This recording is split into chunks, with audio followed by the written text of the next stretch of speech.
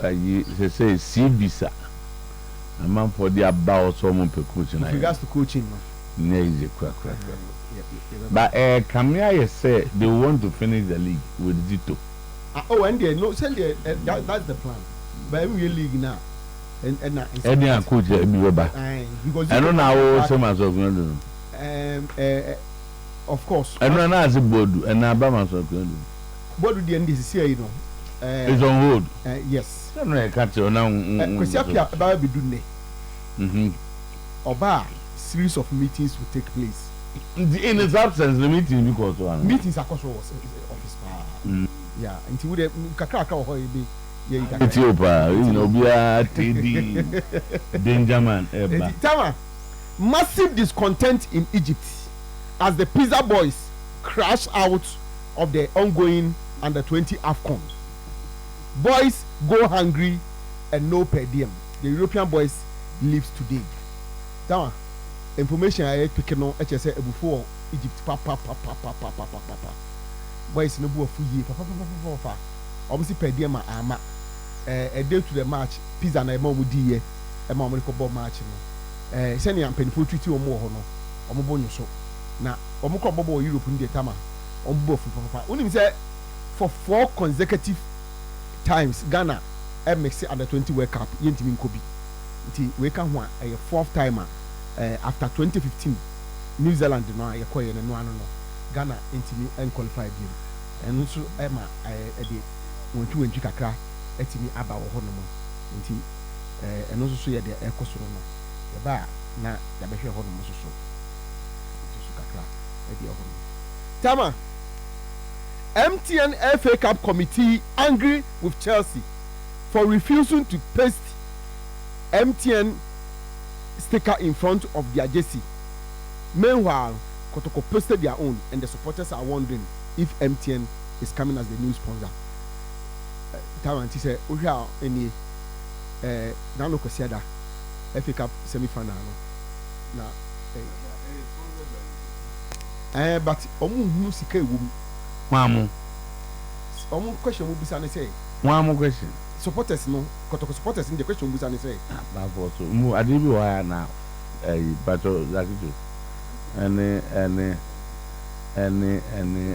error from ato who say adia hari no and no dey ipe na and no dey na omo de bomu and the semi final is a special occasion. Chelsea dey no Chelsea dey omo anfa mu Chelsea am pe dey am omo dey Chelsea just na show omo but so headline on both for Chelsea for so which means that Chelsea was supposed to do and no man in the happen and supporters are good question there be sent so and say then we back to side no so supporters ne tie no omo hu ye no no say eh am come questions bisa na den na ye bo all ye hu ye afa de hu yan say pam eni na sika say na wo mu a afa de ye ton wo mu sika say na odi mu wo mu say Kotoko sika say na mu nya free mu every day say omo de mo yi na bo ho no as some of the sponsors of the competition no more mustaners or do I go bo matari o say ebi at these jerseys especially made for Pepsi ni Heineken here Champions League headline sponsors now as Real Madrid bo quarter final it depends on the arrangement but it's not done anywhere it depends on the arrangement it's not done anywhere no and you have anywhere you go with your terms say I want you to wear especially money mo de da ho what they so they are competing brands now high sense a huge sums of money to us now they all the MTN better than high sense MTN be more clearer than Kotoko high sense what they really high sense we ambush market and MTN no it depends on the terms and the discussion you do we better say it's not me can say o dem we na ya better say see news come dey we better say o dem high sense there Kotoko sponsor mo headline sponsor and you bono mom dey ho yeah mo headline sponsor of the club that one maybe the who's on book so no high sense that's what high sense that's well you know that for a fact high sense Kotoko use to omo use to that okay so omo use no what say omo that so you won't say just said the opposite already justice are justice you cannot remove your major and main sponsor from your set now up to be there. And they are not what you do some of it. And a question. High sense. I'm the MTN. So we have picture here. The MTN looks more clearer than the high sense. Which is usually not embossed in my jersey. To me, come here, there be high sense in any hole. The FA Cup, no. FA Cup. Give clarification. Almost all the teams never FA Cup, no. The boom. From there 7 years, from semi-final. There be even sometimes from the beginning of the competition. This season I didn't see you, but from the beginning of the season. But was the first, not MTN. I think somebody should be able to MTN sponsor Kotoko. That will be clear. Is it teams in Bechichi? We going to one. Now, give you an example of the Champions League. Who's there? A headline, like they have a lot of sponsorships. They are not like no man here. Minimum how to put it. Who's the way you know? My end say MTN the headline. They are the year of the competition. And the arrangement of my year, and I'm just working and say, team be able to competition in India. You have to put their logo on it for that competition. That's the arrangement that they've done. The discussion is not my head confused because you see, then the mama Eddie Obi. I bomb me just here when I have my headlines. So usually, the kind of money my headline sponsor gives me, make a boss our competition. I'm just winning even 10% of it. Now, me you or no cover. Be damned you so I be boy account. That means move for let's make us say we need some explanation. The competition be on them. For instance, Champions League, they say you cannot use an oil production company. Oh, what are you take a special time and not total on the name say na Sandia. They are the headlines for me. I say Kotoko other teams no kwa. Even the kind of sponsorships about one third you have to take it out to participate in that competition. Now FA Cup there, and I know emphatically say FA Cup from best 7 years ago. Oh, bar you to be bono. Normal the stickers number. So before you start, but normally, yes, you should agree. Say a woman, but normally, now so no sponsor na kokasa. So if my sponsor tells me that look, I'll not agree. Then that becomes one year. But it's a pass no. Now MTN wa Kotoko mu dada. Then that issue now bada. But now best steady MTN was not sponsoring us. But now has a boy FA Cup enable. People have to be a man for baby. I before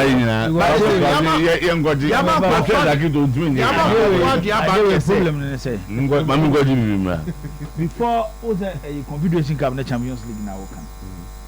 Say more about preliminary stage now. You have been allowed to use sponsors no way you are. More enter group stage in the coverage.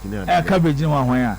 Because whilst clubs in Betia says, Sikane woman.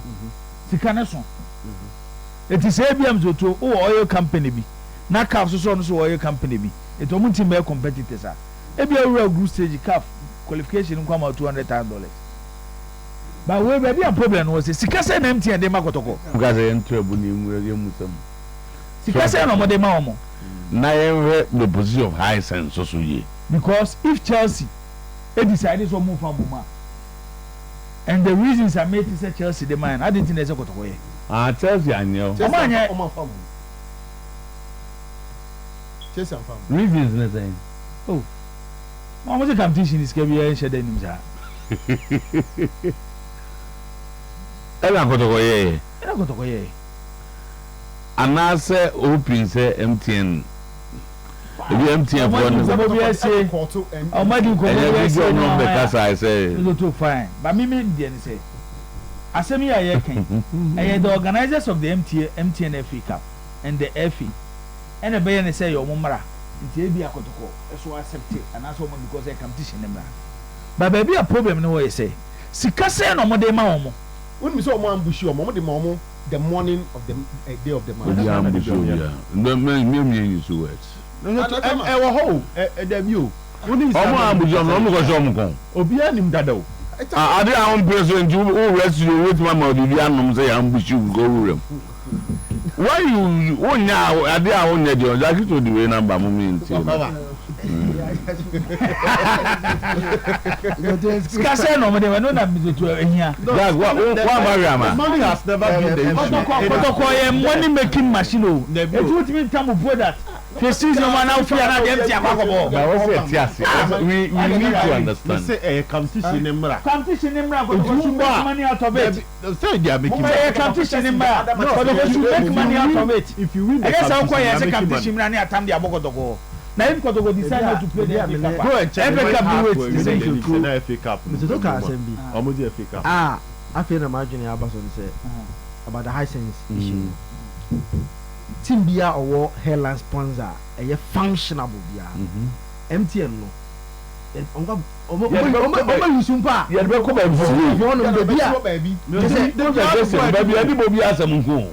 Menim there eh high sense. Na wa asem na ade ba no. You never go bon care baby. Ya wa asem na ade ba no. Susuma ntu be se o kire se. Kotoko ne high sense ne bo ho kwa. Ebi asem bi ho. No na bo tire o. Wo so be se o na sa dia. Me interest am get. No sa na se o be se o kire o. But so this can see asem. You high sense so far. Because me dey minim say be a high sense still high sense e da so. Ebi asem bi ho. E da so sponsor Kotoko. Omo contract no mo extend ye no. Say if some boy am you media. It was for 3 seasons. Yes. You to say if it's 3 seasons there. I'm not sure Kotoko the high sense bebo omo jesi anim from the first day of season start here till Sunday game no nkobo wa bra omo nya benefit bia which will not happen. Okay, very well, no problem. No problem. Yeah, why we look for. Oh, many others are kids, so I went to me. No, to me say it also is part of the rules of the competition. For instance, the so-called Champions League and the CAF Confederations Cup. Go to sometimes if you see that time under Dr. Cheno Mobo, Dr. Chebo Champions. Yes. That is what we go in every. I am so we go on and doing competition there on the mra. Even the kind of logos are all the senses to make I say many George Abuako. He ordered awareness. Now awareness for the Kotoko flags. Extra stadium no Asia. Omo taking in out. Even to the extent to say omo catch up say ura baba ya. On say post na sisi ho no. Amount for the back billboards and getting bobo posts no of certain companies. There was even an order said either they cover it or they try as much as possible. Said none of the cameras ever capture no stadium. Even the number of pitch panels that you use venue on it is even designed. It's a competition be our nemra. That is the bottom line. And so what you have to whether the person is giving you a penny or not. That is a different topic altogether. But nemra they say Udru ha, you use the logo of MTN. I know for sure. Even hard to folk on MTN sponsor. Or mobile final, they put it in there. But not the name for Kotoko issue name money say. Kotoko already had that MTN sponsorship. But steady since 2017. Kotoko called the final of the FA Cup or even the semi. It was steady and maybe early stages in the partner you Kotoko film. But stage in a semi to final now. You better catch up with TV so there. You are supposed to put it there. We need the difference between the Champions League now. Champions League is the more competitor. It is a oil company. Even they sometimes even tell you the kind of sponsors don't agreed. And we share the weight of the competition, and if the value of the competition, and what the competition brings us. At least every abetiasi. But MTN FA Cup. The 1,500 credits. What the Kobo Africa? The 1,500. What the Kobo Africa is 1,500. Oh, no more Mama Africa way. There be you. Oh, Mama Africa. There be all the Kobo Africa. So if you are telling me, say the competition don't have Sunday final new your boy, sorry, your boy MTN FA Cup final new year. Now go do get check out of what. I did benefit from money. 1,000 Ghana and 500 credits. Tama, my next target is. My send me a question. Like you trying to me, I'm wanting. My next target is Togo himself. If the MD Delale Uncle Adiami still stays on as MD and allow Elijah Kambi to play his role, I will storm Togo's office. There's only Elijah Kambi in the role again. Or see, you call pretty much Elijah Neko. press conference alaji na. Na Premier chief executive for that.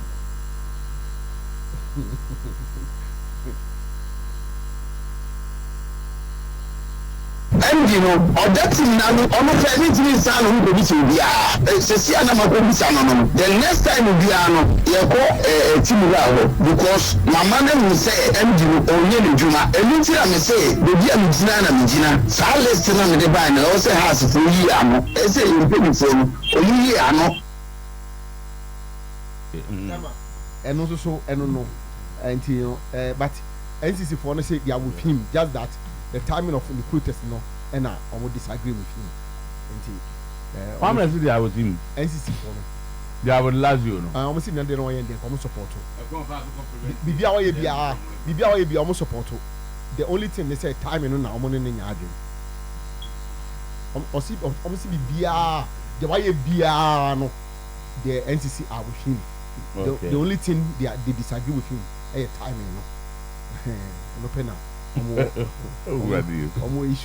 But also, you ever go back to that issue. But Obed, I think that clubs needs commercial managers and people who really understand this business of sponsorship.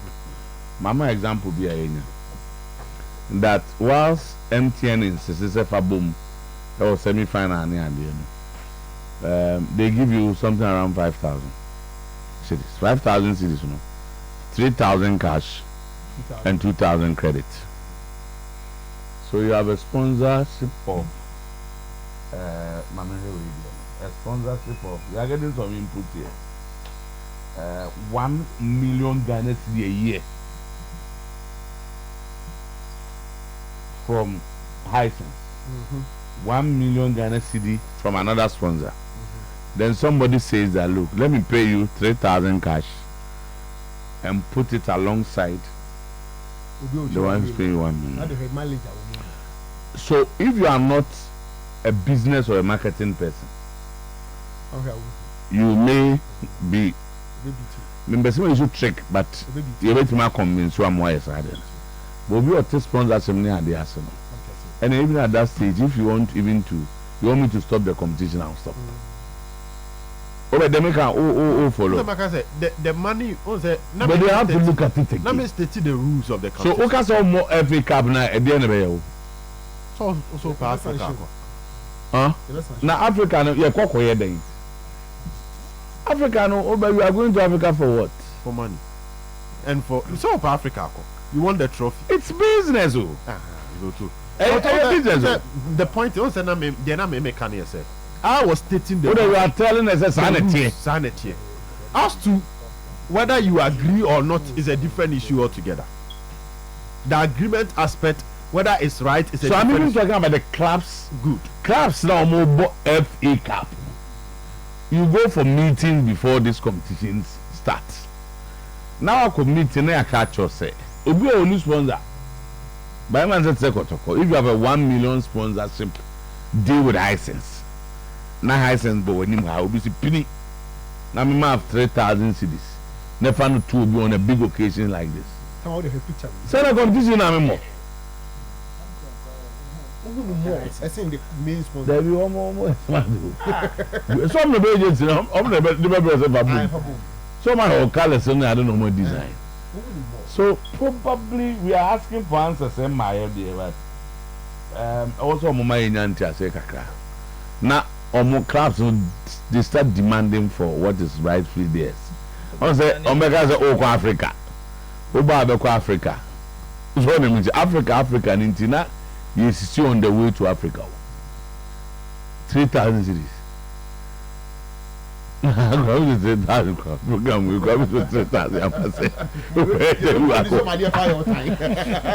I think they need commercial managers. I'm and I wonder Charlie, when you go to this for 90 minutes. Assuming the TV stations and others were a big deal. Another issue about say, is it competition never start here? If no one share any regulations or rules govern the competition to the clubs. Yes. And I said you bit me jai midway, no problem. And the emphasis is on the baby agent is here. Empty and for no my better just in anymore. If you ever start a competition, now one famra is to a competition. I'm a yen and oh, yes, you can be behind your home. Messi FA Cup no, and Rana edible Premier League and one edible. There be your FA Cup rules, sir. Your rules or away. Oh, the clubs are when you know. I first sponsorship in the Abraham. But the honey here. I womb. A research of there be a woman say. Is it a head of research? I almost no, maybe the say me too. Sir, yeah, bono. It's not like once I would OS and the call Champions League Confederation Cup. You are moving to a bigger competition. To say Champions League too. Your clubs are at that level they are bigger than Kotoko. And they accepted. But MTN FA Cup there. Now Kotoko near the MTN Boboni Jesse and the next car when you come to one game back home with 50,000 Ghana. No matter I say. Tawa. Kotoko. IMC succumbed to the pressures of the supporters. No more foreign coach. Senior as the new technical team takes shape. Zito, technical director. Maswa Kuledu, head coach. Prince, assistant. Hamza Hamza Obeng, second assistant. But to be fair to them, a team na epic coach Kotoko, and that team is headed by Kosiapia. Kosiapia and then Omuhen. They've not had meetings. I'm on receive CVs. A lot of them from foreign local. I've been Omuhen. It be a na, but for Osos, I'm trusting and say, looking at the CVs, yeah, Maxwell is on top. But say, Omu Ediama Wedi, I just did some check. Now I'm Jones and me didn't tell me to me can ye. Say, Omu to me, who's I'm going to be an over. What's the CVs you are held to the way more dear? I mean the culture of the club, experience with the league. But I'm saying there are Ghanaians. They be interested in the job. Almost sending them CVs. Coaches. But they are coaches. No problem. There are a lot of people Ghana so could be their team any idea. But some announce you be their man and announce will be. Whether they will be lady by your estimation. Come on. But they are worried with, especially who go DPM. Oh, sir. Say now no go for Dubai. And the hey buy. And then what's I go for Masolaba. And just say oh the oh no money in home. Tama. Okay. My famous there no any batty. Say Brunini there. Supporters na catch penny for say Bruni don't want to transfer. We leave the card for supporters. Yeah, we interview almost Bruni. Supporters here for because Bruni who are Ghana ha who nim Kotoko history no. Yo Bruni obu. German Bruni bi enwa who aba Kotoko o disappoint here da. And the move German. Razumde. Open German. What is it? Porterfield. Porterfield or English. And who is telling you and the move Brody Papa by Herbert buyer or this side German bro for no buyer. Me, then I coach for the job, crack chair with you. We job before we job, crack chair. I don't believe I won't me. Yes, I can Tirana. Tirana Brody would never be quite with you. What do you say? Yep. Or better take a good decision. And no man who may influence no. Wouldn't bow over 90. Making of buy near no air. No boss or deal. Sir Herbert Bresso. Nessa Ghana Herbert Bresso, you $7,000 US. Sabreno, F. Brunia. I didn't know this time. You never do you about 20,000. Now, who got 20 compare at that time of Herbert Venture, Herbert Venture, 8 years, Herbert. Papa buy a back. Dolly Papa buy or Mobile. Tim Nijan and Nassau on Becco. Say, Tim no bono. And next, say, Borom Cobono, Cape Coast, a Tapano. Or continue. Never bring a boy. Nenye broni once a while na me mata broni de o broni Dito. The one that's a technical director. 1 year or check or a technical director. Idea why I dear, Menka so I had Dito I had by me to me. Yeah, German broni no so check him na my ene. And you be Otoado Montai. Otoado nominate Yom to Papa so on that. I got Betty Gap on them don't we could go. No, it's in Germany. And today I been forging and your papa. No, you're not telling me you ain't senior. I didn't know. I don't bet you are going to go over. I won't obey. Why are they? Figure no. Why can't you have a senior assembly? Senior ambassador assembly out to sign. Okay, be near your papa, dear, Mr. And dear, Mr. Now, what you have to know is that me never come down. Baby, me. Ya kabro now. Yakupa you almost special. We are then Yakupa you that prepare. Brony. Oh, you won't go on the Brony. Okay, I like you that. I didn't wear those Brony to be. Baby, you find you in the other country. I mean, for you now.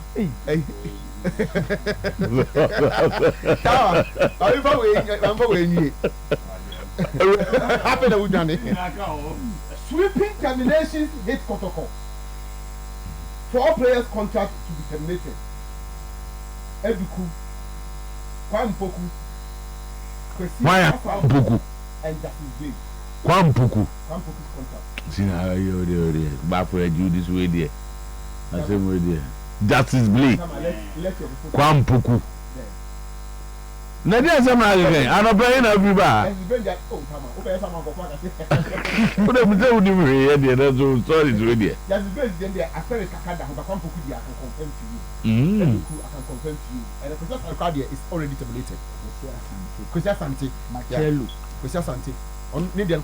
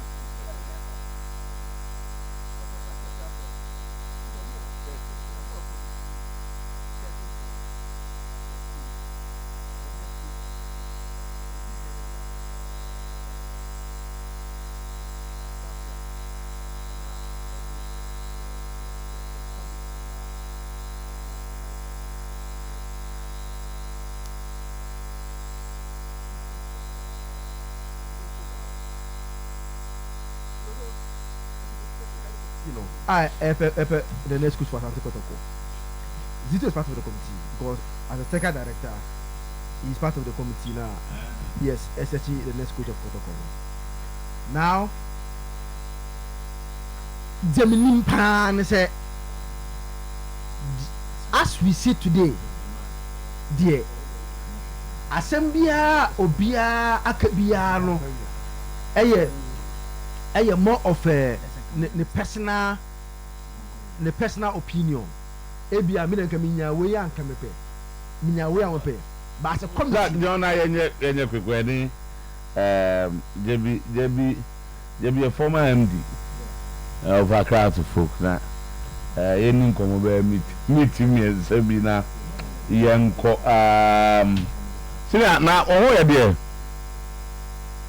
Hello, good morning. Hello, good morning. Okay, Chief, now over here, Boko there. Good.